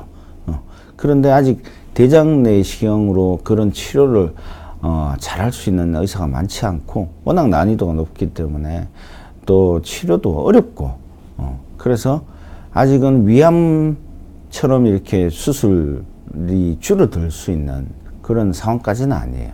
우리나라도 이제 점점점 하시는 관심 있는 의사들 많아지고 있으니까 그런 시도들을 하고 있는 공부하는 의사 또는 열심히 그 트레이닝을 하는 의사, 시도하는 의사들이 늘어나고 있으니까 좋은 그 현상들, 대장암까지 우리가 용종 단계를 넘어서 조기 대장암의 치료에서도 적극적으로 활용할 수 있는 단계가 될 수 있도록 기대하고, 제가 또 그 분야에서 주로 일하는 의사고 그런 치료를 가르치는 또 역할을 하고 있습니다. 그래서 나름 그 관심 있는 의사분들하고도 많은 디스커션을 하면서 그에 대한 치료 방법을 또 알려드리고 도와드리고 있으니까 관심 있는 의사 선생님들도 저한테 자문을 구해주셔도 친절히 또 다 드리고 또 시술을 보고 오시고자 하는 분들한테도 또 보여드리도록 할게요. 네. 그래서 이러한 접목방지법, 내 조기 대장암 치료하는 방법이 뭐냐? 지금 보여드렸듯이 이렇게 넓적한 측방발육형 종양을 살짝살짝 장벽에서부터 분리하는 방법입니다. 마치 이렇게 걷어내듯이 한꺼풀 벗겨내는 거죠. 이런 식으로 해서 점막 하층을 장벽에 몇 가지 층이 있는데 그 중에서 점막 하층으로 들어가서 장벽에 장점막에 생긴 종양을 점막 하층을 통해 들어가서 벗겨내는 겁니다. 이게 장점이 뭐냐 하면 넓어도 치료가 되는 거예요. 크기가 제가 이제 가장 큰 혹을 뗀 게 손바닥만한 그 용종을 장벽에서 걷어내는데 실제 크기가 14cm였어요. 그 우리나라에서는 최고 기록인데 일본 의사들 중에서 그런 치료를 했던 분들이 꽤 있어요. 또 일본 분들이 또 유난히 장 내시경을 안 하시는 분인지 불편을 잘 참으시는 건지 용종이 큰 곁들이 간혹 발견돼서 학회 복원하고 있습니다. 그래서 가장 세계적으로 보고된 케이스 중에 가장 큰 것이 한 24cm 정도 되는 큰 혹도 있곤 합니다. 그래서 크기가 문제가 아니다. 이 치료법은 크기가 문제, 이 치료법의 대상이 되는 조기 대장암 측방발육형 종양은 크기가 문제가 아니고 그 혹의 변화 때문에 장벽을 파고 들어간 정도가 얕으면 암이 아니거나 암이라도 장벽을 파고 들어가지 않으면 그 벗겨낼 수가 있어요. 단지 이제 타임 컨슈밍, 시간이 많이 걸리고 그런 시술을 할 수 있을 퀄리티, 그 시술과 인력이 있는 병원에서는 단지 이제 그 시간과 의사의 노력과 그 팀들이 얼마만큼 열심히 제거해 주느냐가 중요한 관건이라고 할 수 있습니다. 그래서 그렇게 벗겨냄으로써 정확한 병리 진단을 할 수가 있어요. 왜냐하면 혹을 이렇게 조각내서 잘라내는 점막 절제술 방법이라든가 분할 절제술 방법을 쓰면 혹이 조각이 나서 나오거든요. 조각이 난 걸 재편성을 해서 이제 그루핑을 하고 펴서 하면 아유 제 동기인 여기 비욘디 원장님 저는 여예스님이 또 이렇게 저한테 안부 문자 주셨네. 반갑습니다, 우리 동기님. 네. 그래서 다시 돌아가서 점막하 박리법에서 이런 벗겨내는 것이 성공을 하면 병리 진단도 제대로 할 수가 있고, 그리고 이런 한꺼풀 벗겨내는 통째로 원피스로 제거하기 때문에 국소 재발률이 적습니다. 그래서 이 치료가 전 세계적으로 뜨거운 점점 시도하는 의사들이 많아지고 있는 치료법입니다. 그래서 위장 관계에서는 위는 이제 우리나라에서도 이제 정말 잘하시는 분들이 많고, 대장 내시경 관련된 치료하는 영역에서도 점점 잘하시는 분들 늘어나고 있으니까 국민들이 많은 혜택을 볼 수 있기를 저도 바라고, 저도 열심히 해서 많은 분들을 치료해 드리고 잘하는 의사들을 또 가르쳐 드리고 하도록 노력하겠습니다. 제가 이제 이런 치료법을 2006년도, 지금부터 13년 전이죠. 13년 전에 우리나라에 이제 막 이런 치료법이 도입될 때 일본에서 이런 치료법을 열심히 해서 조금씩 이름을 내고 있는 다카시 도요나가라는 그 내시경 잘하는 의사 선생님이 계세요. 지금은 고베 대학에 계신데 그 당시만 해도 아직 고베 대학의 교수가 아니셨죠. 그렇지만 우리나라에서 시연을 하러 왔는데 워낙 그 술기 자체가 외과 수술하듯이 혹을 잘 벗겨내더라고요. 그래서 제가 원래 이제 대장암 수술을 서울대학에서 이제 전문으로 하고 배우고 나왔는데, 막상 이제 수술을 하다 보면 좀 아까운 경우가 있습니다. 큰 혹인 제거하기 위해서 수술을 했는데 수술을 해봤더니 다행히 아직은 암까지 가지 않은 혹들이 있거든요. 그런 혹을 어떻게 수술 안 하고 체결하는 방법, 내시경적으로 해결하는 것에 대한 고민을 하고 그 종양을 어떻게 잘 벗겨내고 재발 없이 고민이 되는 과정에서 이 선생님 우리나라에 시연을 하러 온 거예요. 그래서 제가 그 치료법을 보고 제 인생에 한번 크게 도전해 볼 그런 가치가 있는 시술법이라는 걸 알게 되고 동료 의사들과 같이 일본을 건너갔습니다. 그래서 그 선생님한테 가서 실제로 처음부터 끝까지 어떻게 하는가를 봤습니다. 그 장비는 뭘 쓰고 어떤 그 인스트루먼트를 이용해서 쓰는지 전혀 이제 아직 우리나라에 소개된 적이 없었던 시기였어요. 13년 전만 해도.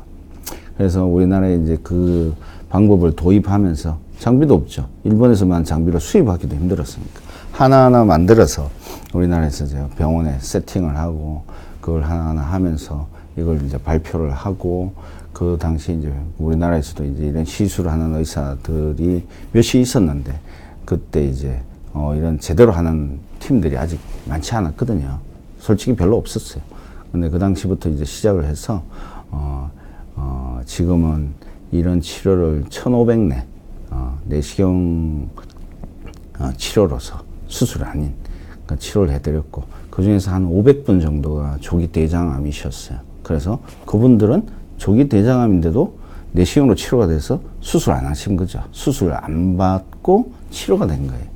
그래서 그분들이 정말 제 주된 환자 자주 볼 필요 없죠. 내시경을 하고 나면 1년, 2년마다 한 번씩 뵈니까 그렇게 오셔가지고 괜찮은지 재확인하고 새로운 용종을 또 생기면 또 제거해 드리고 하면서 제 주된 고객이자 동료 같이 인생을 가는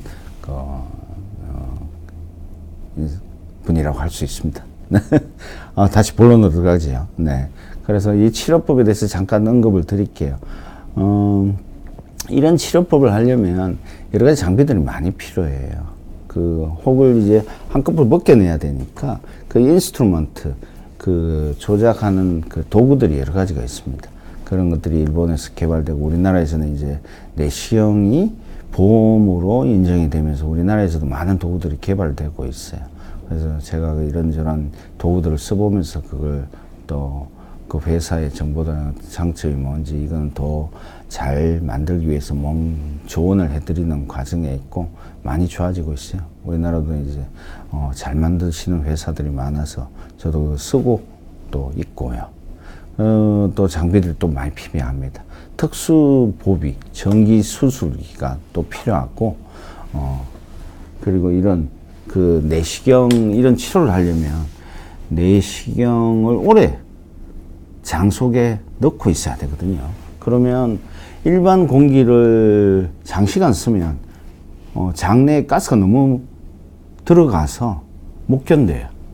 배가 그냥 터질 듯이 빵빵해지니까요. 그래서 이런 시술을 할 때는 일반 공기를 쓰는 내시경을 할 수가 없고 CO2라는 이산화탄소를 발생하는 장치를 가지고 써야지 그 시술을 잘 할 수 있고 환자분이 불편하지 않고 할 수 있습니다. CO2는 일반 공기에 비해서 상당히 빠르게 몸으로 흡수되어서 장내 그 압력을 높이지 않는 가스입니다. 그래서 뭐 터지거나 뭐 그런 폭발성도 없고요. 그리고 장내에서 이산화탄소 뭐 중독 뭐 이런 것까지 뭐 걱정하시고 중독성을 일으키는 건데 일산화탄소는 이산화탄소는 아니거든요. 그래서 안전한 가스로서 꼭 이런 시술을 하려고 하는 의사분들은 이 장 써야 됩니다. 또 일반 내시경을 할 때도 CO2 이산화탄소 쓰는 장비를 위해서 시스템으로 하면 대장 내시경이 훨씬 편합니다. 왜냐하면 가스가 시술을 하고 난 뒤에 금방 없어지니까 배가 편하죠. 그래서 저도 이 새로운 병원을 만들면서 대부분의 환자분들을 다 이산화탄소로 검사를 하니까 예전보다 확실히 편해졌다는 말씀을 다 해주고 가세요. 그래서 꼭 이산화탄소를 또 권유드리고 있습니다. 여러 가지 장비를 써야 되는 건 당연하고, 여기 보이는 것이 일본 그리고 우리나라에서 만들어낸 그 내시경 수술용 도구예요. 그래서 그 도구를 이용해서 여기 보이는 울퉁불퉁하고 넓적한 혹들을 장벽에서부터 조금씩 벗겨내는 거죠. 그렇게 해서 종양을 제거하는 겁니다. 종양도 여러 가지가 있습니다. 장벽 표면에 있는 혹이 있고, 점막하 종양이라고 장벽 한꺼풀 밑에 있는 종양이 있는 경우도 있어요. 직장에 생기는 직장 유암종, 예전에는 직장 유암종이라고 했는데, 이런 경계성 종양들은 크기가 커지면 암의 패턴을 보이기 때문에 꼭 제거를 해야 되는 종양인데, 직장에 자주 생겨요. 그래서 젊은 분들도 이런 직장 신경, 정확하게 이제 병리 이름이 신경 내분비 종양이거든요. 예전엔 신경 유암종이라고 하기도 하고, 암과 비슷한 종양이라고 그래서 유암종이라고 했었어요. 이런 경계성 종양이 요새는 암으로 취급합니다. 그래서 크기가 작을 때 제거를 하면 뭐 쉽게 제거하고 암의 위험도도 없는데, 크기가 1cm 넘어가면 외과 의사들은 그걸 간단하게 그 혹만 떼는 걸로 위험하다, 크게 수술하는 걸 말씀드려야 되는 상황이에요. 그래서 이 종양은 나이가 든다고 나이가 드신 분 환자분한테 생기는 게 아니고 젊을 때도 왕왕 보이기 때문에 젊은 분들도 검사를 간혹 해보시라고 권유할 수밖에 없는 거예요. 그래서 배변 습관의 변화가 있는 분들은 나이가 젊더라도 해보셔야 됩니다. 네. 그래서 그 순서는 여기 조금 확대해서 보시면 직장에 있는 혹을 이렇게 여러 가지 각도에서 본 다음에 바닥에서부터 띄어 올리고, 그런 다음에 여기 지금 투명한 조직이 점막 하층이거든요. 그쪽을 통해서 이제 벗겨나가는 거죠. 한꺼풀. 네? 그렇게 해서 여기 보시면 종양이 이제 일어나고 있죠. 걷어 올리져 있는, 벗겨지고 있는 상황을 볼 수 있습니다. 다 벗겨진 상태, 그리고 다 떼어낸 혹을 고정한 모습입니다.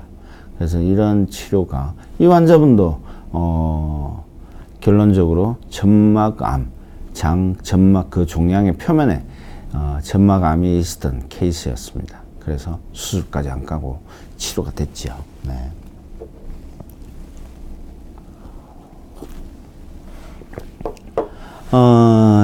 지금 그 시술하는 동영상이 지금 틀어지나요? 동영상을 조금 확대해서 보여주시면 고맙겠습니다. 제가 몇 년 전에 시술했던 케이스입니다.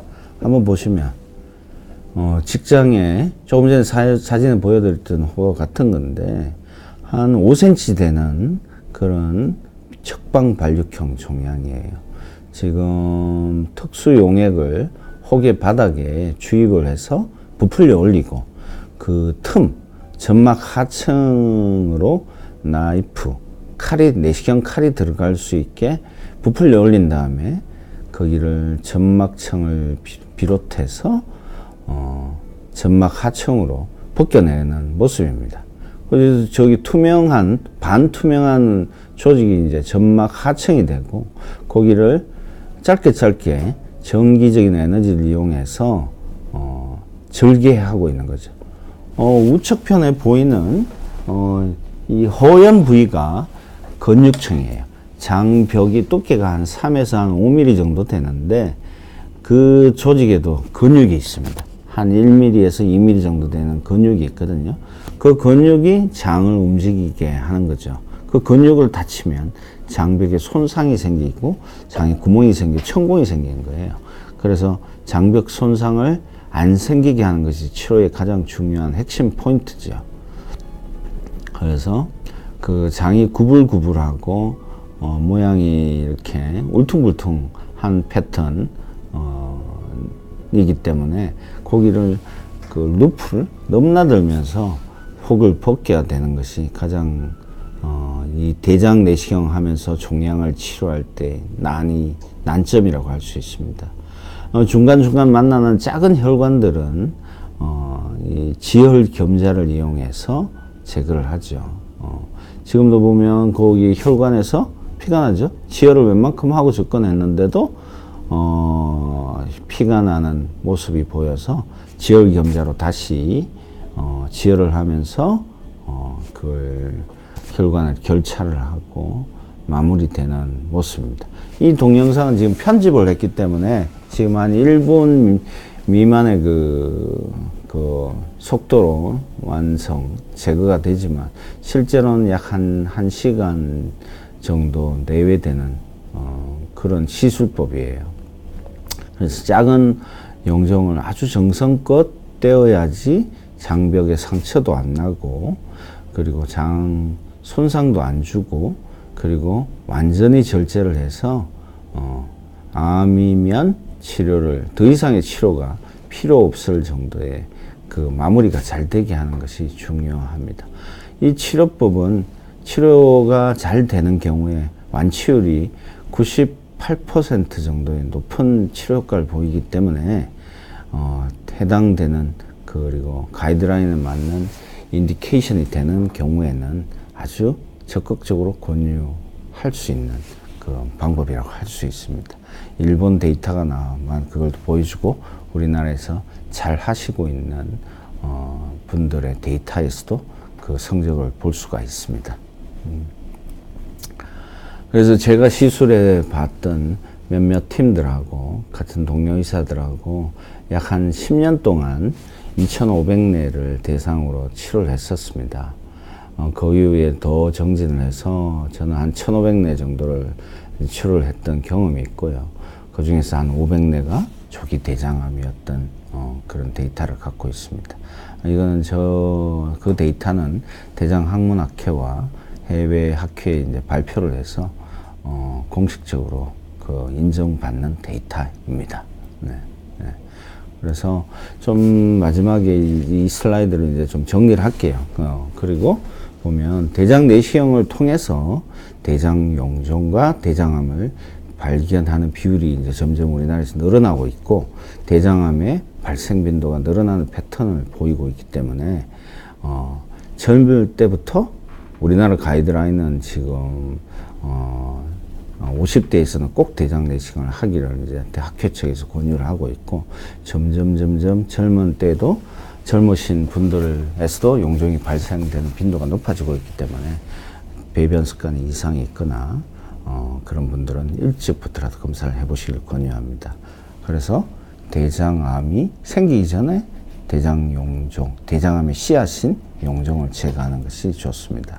그래서 그 대장암을 치료하는 가장 중요한 수단인 대장 내시경 검진이 중요하다는 것을 다시 한번 적극 권유드리고 싶고 좀 더 일찍부터 시작하시는 것이 젊을 때 생기는 용종까지 해결하는 그런 중요한 수단이고 검사법이고 라는 것을 다시 한번 말씀드리겠습니다. 제 슬라이드는 여기까지 마무리하겠습니다. 그리고 이제 질문 다 답변 못 드렸는데 중간중간 보면서 다시 한번 피드백을 돌려서 궁금해하는 그 질문들 답을 해드리도록 할게요.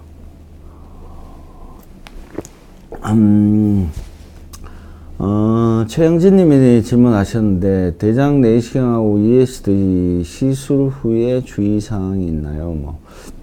너무 폭넓은 질문하셨는데 대장 내시경은 대장 내시경 자체도 아주 숙련이 필요한 검사 방법입니다. 그래서 몇 년 동안 대장 내시경을 해야지 대장 내시경을 잘 할 수가 있고 또 그런 의사 선생님이 또 이런 점막하 박리법이라는 ESD 치료를 하기 위해서 또 몇 년 동안 공부하고 시술에 대한 경험을 쌓아야지 전문가가 될 수 있습니다. 그래서 난이도가 높은 치료법이기 때문에 상대적으로 또 의사 선생님들은 굉장히 시술을 하는데 조심스럽게 접근을 하고 시술 하나하나에 최선을 다하고 노력한다고 하시면 됩니다. 점점 좋아지고 있으니까 모든 국민한테 대상 치료를 할 수 있는 그 의사분들 많아지실 거예요.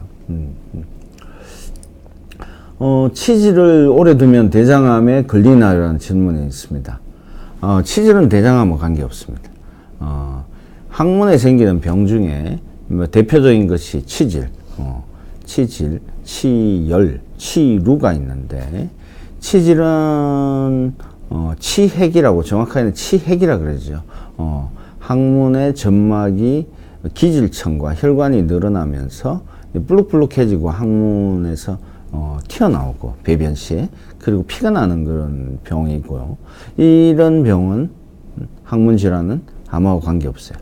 그리고 치열이 있는데 치열은 변을 볼 때 항문이 살짝 찢어지는 거죠. 치열도 대장암하고 관계없습니다.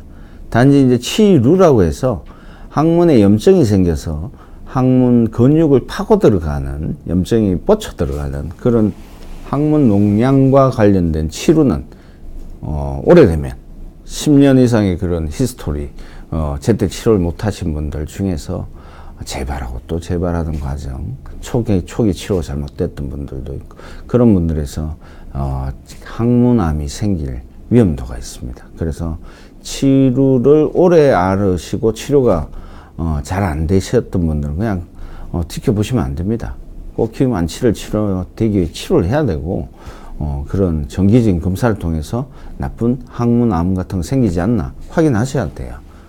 중요합니다. 용종과 선종의 차이는 뭐냐 이런 질문을 주셨습니다. 용종은 선종을 포함하는 좀 더 폭넓은 의미입니다. 그 용종이 대장 용종은 전체를 다 말하는 거고 그 중에서 종양성 용종이 있고 비종양성 용종이 있죠. 그 종양성 용종의 대부분이 선종입니다. 좀 더 작은 의미라고 보시면 되고 크게는 대장 용종의 한 70에서 80%가 선종이에요. 그래서 대부분의 용종이 선종이기 때문에 내시경을 하면서 발견되는 용종은 제거를 하는 것이 일단 원칙입니다. 아주 작고 종양성 병변이 구분이 확실히 되는 정식성 용종인 경우에 제거를 안 하면서 지켜볼 수는 있는데 그거는 이제 잘 하시는 선생님의 판단을 근거로 해서 맡기시는 것이 중요합니다.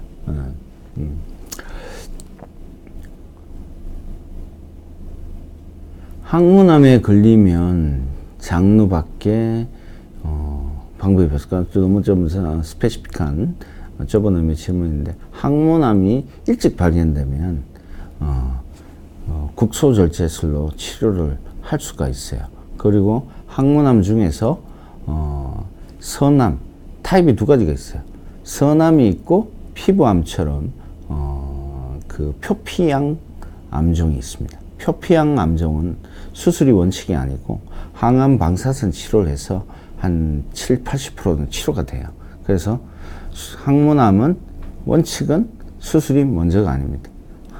그래서 항암 방사선 치료를 먼저 하고 거기에서 아쉽게도 치료가 안 되는 경우에는 수술을 해서 없애야죠. 네. 나이가 들수록 이제 장이 길어집니까? 라는 질문을 하셨는데, 동양인들, 특히 우리나라, 국민들은 어릴 때부터 야채를 즐겨 드시죠. 김치도 많이 드시고 하기 때문에 비교적 서양인들에 비해서 장이 깁니다. 야채를 많이 드시고 섬유소가 풍부한 음식을 많이 드실수록 장은 길어지기 마련이에요. 좀 길어집니다. 그리고 배변 활동도 좋아요. 그런데 서양인들을 수술해 보면 대장이 짧아요. 그리고 대장이 되게 약해요. 탄력도 적고. 그래서 동양인 분들의 장건이 건강하다는 걸 또 수술해 보면 또 알 수 있는 그런 상황입니다. 그래서 외과 의사들은 또 특히 서양 의사들이 그래요. 동양 의사들한테 너희들은 좋은 환경에서 수술하고 산다. 이런 얘기를 해요. 우스갯소리로. 그렇기 때문에 우리나라 사람들의 장 건강은 좋은 편이에요. 왜냐? 야채를 많이 드시기 때문에 서양인들에 비해서 차이가 좀 있습니다.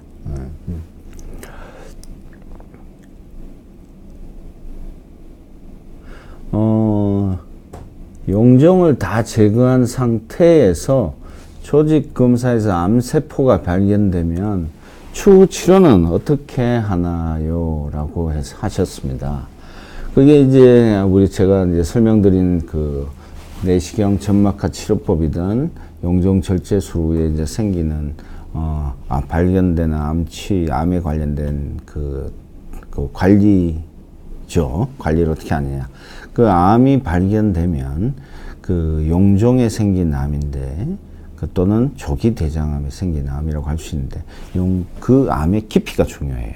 장 표면에만 국한되어 있는 암이냐, 그러니까 점막암이냐, 아니면 점막 하층을 뚫고 들어간 암이냐에 따라 다릅니다. 용종을 떼면서 제거가 될 수 있는 타입의 암들은 이 두 가지죠. 근육을 파고 들어간 암들은 내시경으로 뗄 수가 없어요. 불가능하죠. 그래서 점막암 또는 점막 하층암이 대부분을 차지하고 있고, 점막암은 내시경으로 치료가 돼요. 완전히 절제, 그러니까 남기지 않고 절개만 되면 완치가 됩니다. 근데 점막 하층암은 얘기가 좀 달라요. 점막 하층암의 깊이에 따라서 1mm 차이에 따라 1mm 정도의 깊이가 더 밑으로 내려가면 점막 하층에도 두께가 있기 때문에 1mm 넘어가는 깊이로 점막 하층을 파고 들어가면 용종을 내시경으로 뗀 걸로 치료가 완치라는 표현을 쓰기가 힘들어져요. 그래서 외과 의사들 또 이쪽 대장학문 전문을 하는 의사들은 거기에서 그 경계선을 잡습니다. 그래서 점막 하층을 파고 들어가는 암인 경우에는 1mm를 넘어가는 깊이를 더 파고 들어간 암인 경우에는 내시경으로 용종을 절제하더라도 추가적으로 수술을 권유해야 되는 입장입니다.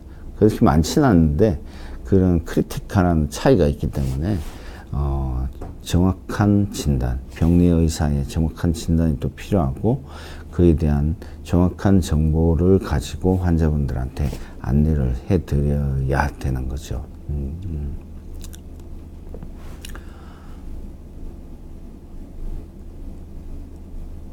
유전적 요인은 또 질문 하나 나왔네요. 얼마나 많이 작용하나요? 아버님이 40대 후반에 대장암 3기 수술 후 완치되어서 70대 중반까지 사시다가 이제 돌아가셨는데, 전 작년에 대장암을 봤는데 아직은 용종이 없다고 합니다. 2, 3년마다 한 번씩 내시경 받으라고 하더군요. 라고 했습니다. 아버님이 이제 40대 후반에 받으셨으면 우리가 이제 일찍 발견 대장암이 생기는다고 판단되는 그 경계선은 50으로 보거든요.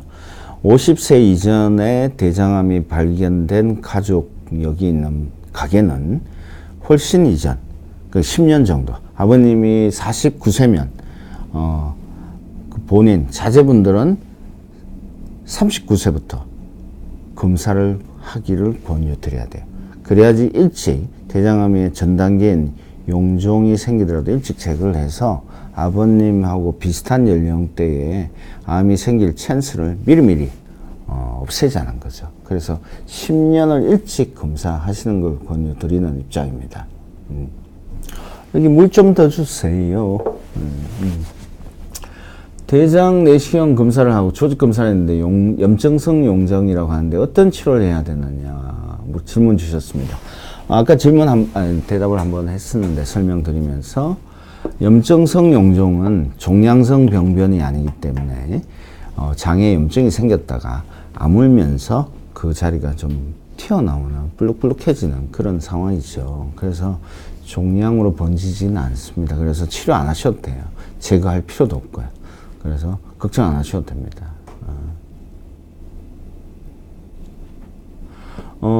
대장 내시경을 받기 힘들어서 차라리 안 하시겠다고 하는 어른이 계신데 간단하게 할 수 있는 방법은 없나요? 라고 질문을 주셨습니다. 대장 내시경을 대체할 만한 아주 정확한 그 수단은 없고요.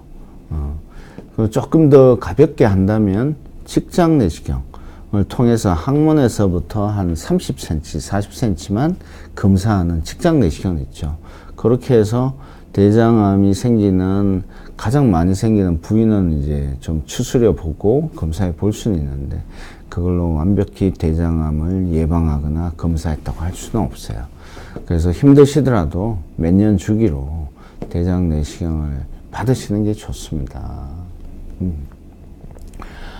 대장 내시경 검사 주기는 대장 항문학회 가이드라인은 대장 용종이 발생 없는 분은 5년 후에 검사를 권유하는 입장이고 대장 내시경을 했을 때 고도 이형성이 있는 그리고 좀 분화도가 나쁜 용종인 경우에는 그 다음에 1년 후에 그리고 용종이 다발성으로 있는 분들도 가능하면 1년 후에 하기를 권유드려요. 드물게 용종의 타입이 뭐 정식성 용종이라든가 좀 가벼운 타입인 경우에는 2, 3년 주기로 하는 걸 권유드립니다. 근데 요새 이제 암검진, 국가암검진 시스템이 위내시경 같은 경우에 2년 주기로 하잖아요. 그래서 환자분 관리를 하기 위해서 저희들은 주로 위험한 용종이 있는 분들은 해마다 권유를 하시기를 권유드리고 그나마 용종이 아주 가벼운 한두 개 선종이면지만 위험도가 낮은 분들은 위내시경 할 때 같이 하시라고 권유를 드리는 입장이에요. 그리고 용종이 없는 분들은 또 위암 검진, 국가암 검진이 2년 주기로 가기 때문에 짝수로 가잖아요. 2년 단위로. 그래서 5년 주기라는 것이 권유하기가 참 그 애매한 숫자입니다. 그래서 현실적으로 이런 필드에서는 진료 원칙을 전 나름대로 용종이 없는 분들은 위를 한번 하고 그 다음 검진할 때 위하고 대장을 같이 하는 대장은 4년 주기로 하고 위는 2년 주기로 하시라고 권유 드리고 있는 입장입니다. 그래서 용종이 이제 별로 이렇게 위험한 용종이 아니면 2년 주기로 하시고 용종이 없으신 분들은 한 4년 주기로 하시면 그나마 좀 느슨하지만 괜찮아요. 방법이 적절하다고 봅니다.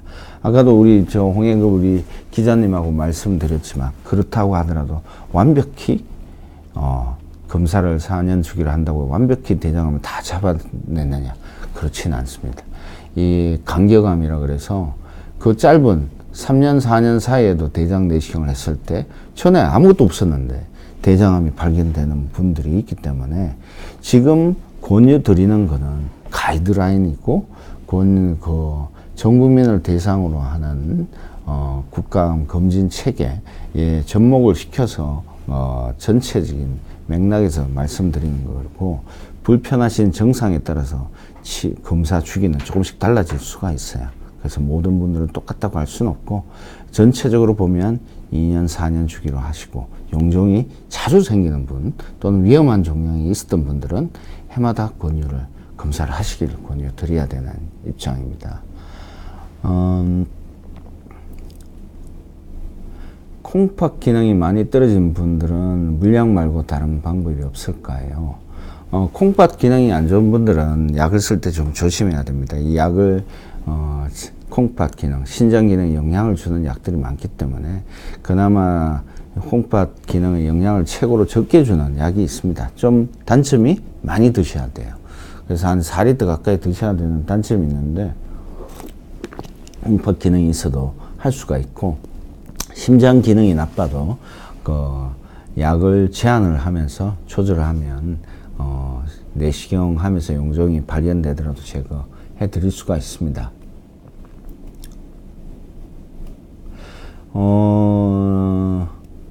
저와 팍이라는 분이 질문하셨는데 친구분이 대장 내시경을 해서 30살이신데 대장암이 나왔다고 하네요.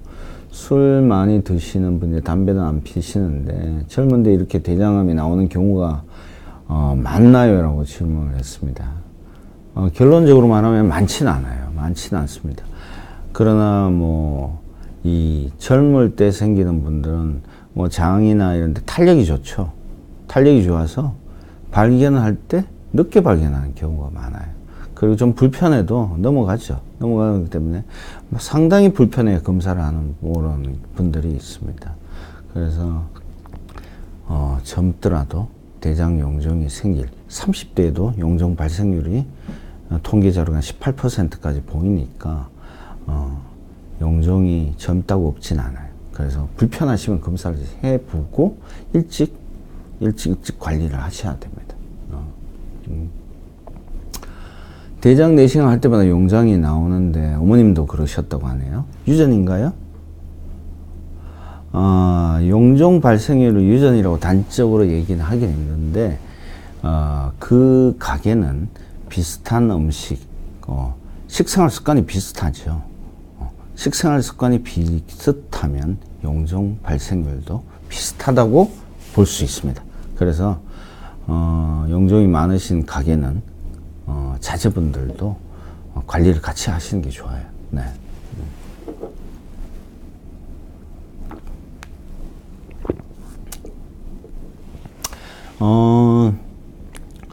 박영건님이라는 분이 용종을 5mm 한 개 제거했는데 가격은 얼마인가요?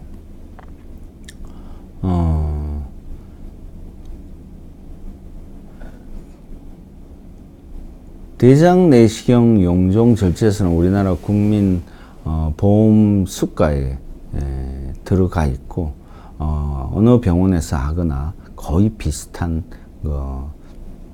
그 수가에 근거해서 검사비를 내시게 될 거예요. 그 비용은 수면에 따라서 다르긴 한데 최근에 들어서는 수면약도 용종이 있는 경우에는 국가에서 혜택을 주죠. 수면 내시경비도 국가에서 혜택을 줍니다. 그래서 용종을 한 개 제거한다고 많은 돈 내지 않아요. 10만 원, 20만 원 내에서 대부분 해결이 됩니다. 용종이 한 개당 한 2만 원 정도 보험 본인이 내시는 금이라고 생각하시고 첫 한 개 때는 장비 여러 가지 인스트루먼트를 써서 제거하기 때문에 인스트루먼트 피까지 포함되어 있죠. 용종 하나의 가격이 아니고 내시경 기구 사용료, 소독료, 그리고 인스트루먼트 가격 이렇게 해서 다 보험으로 잡히기 때문에 10만 원이 좀 넘어갑니다. 그래서 그걸 확인하시고 질문을 하시면 좋을 것 같아요.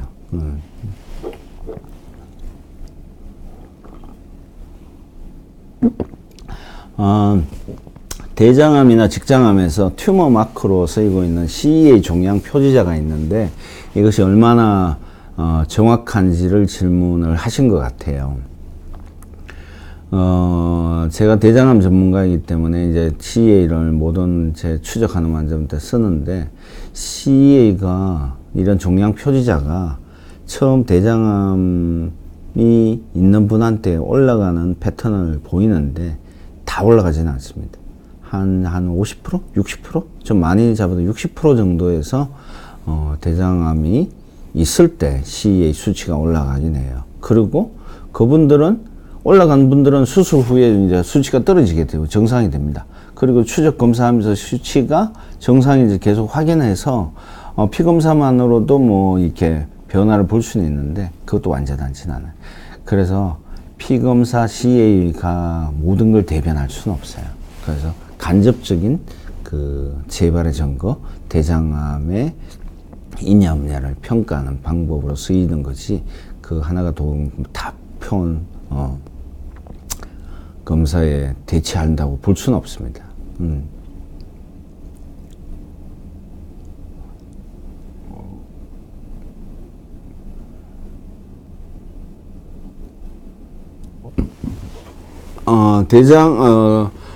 여러 가지 병원에서 암 유전자 검사를 통해서 이제 프리미엄 검진이 있다고 하는데 정확도가 높나요? 예전보다 진짜 많이 좋아지고 있어요. 그리고 암에 대한 예측치를 내주는 검사 방법들도 개발되고 있어서 현실적으로 조금씩 그 신뢰도가 있는 방법으로서 쓰여지고 있고 많은 병원들에서 진행을 해보고 있습니다. 그러나 아직은 CA 수치처럼 그 검사가 정확도가 뭐 90% 100% 될 수는 없어요.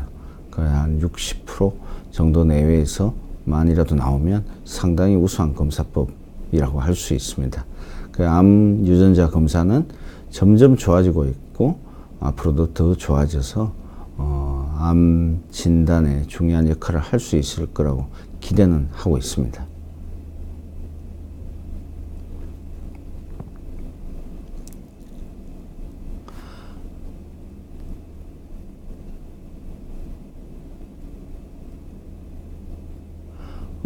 김정인 님이라는 분이 이제 대장 내시경 한 2, 3년마다 하는데 그때마다 용종을 6개씩 제거하셨다고 하네요. 진짜 잘생기시네요. 네. 용종이 6개씩 제거하는 분이면 거의 간격을 가능하면 너무 느슨하게 하지 마시고 가능하면 2년을 넘기지 마셔야 될 것 같아요. 드물게 용종이 2년 사이에 빨리 커지는 경우가 있습니다. 아쉽게도 우리나라에서 일본이든 어느 나라든 아무리 내시경 잘하는 의사도 한 번 내시경을 해서 100% 용종을 다 찾아낼 수가 없습니다. 용종을 5mm 이상의 용종을 한 번 검사해서 찾아낼 수 있는 확률은 아무리 잘하는 의사도 80에서 85%예요. 그래서 조금이라도 더 자주 해야지 위험한 그런 엉뚱한 일이 생길 수 있는 가능성을 줄이게 됩니다. 그래서 제일 중요한 거는 내시경 잘하는 의사도 중요하지만 또 중요한 것 중에 장 청소를 또 잘 해오셔야 돼요. 장 청소가 부족한 상태에서는 내시경을 찌꺼기 변이나 어떤 물질이 많이 묻어 있는 장벽 내에서 2, 3mm 되는 용종을 찾을 수가 없습니다. 그래서 장벽을 청소를 잘 하시면 잘 보이게 되고 그만큼 용종을 제거할 확률이 많아지게 됩니다. 고생스럽더라도 한 번 받을 때 청소를 잘 해오셔서 한 번에 많은 자기가 혹시 있을 가능성 있는 용종을 잘 제거될 수 있도록 준비를 잘 하시는 것이 좋을 것 같습니다. 네. 우리 시간이 얼마나 됐나요? 네. 1시간 40분 가량 된 것 같아요. 오늘, 제 방송, 우리 홍혜길 기자님이 만들어주신 비욘디 촬영의 첫 데뷔입니다. 이렇게 많은 분들이 또 들어주시고 질문해 주셔서 너무 감사합니다. 또 저와 저희 병원에서 또 다른 자리로서 또 뵙게 되기를 기대하고 더 좋은 준비, 더 많은 준비하고 더 좋은 제목으로 또 뵙게 되기를 기대하겠습니다. 감사합니다.